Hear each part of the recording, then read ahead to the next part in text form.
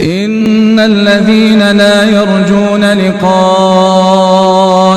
ورضوا بالحياة الدنيا واطمأنوا بها والذين هم عن آياتنا غافلون أولئك مأواهم النار بما كانوا يكسبون إن الذين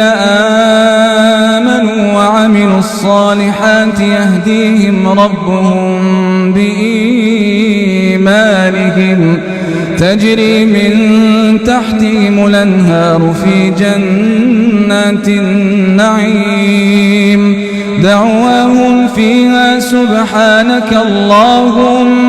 دعواهم فيها سبحانك اللهم وتحيتهم فيها سلام وآخر دعواهم أن الحمد لله رب العالمين ولو يعجل الله للناس الشر استعجالهم بالخير لقضي إليهم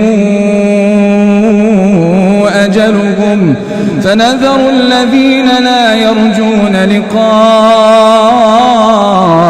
في طغيانهم يعمهون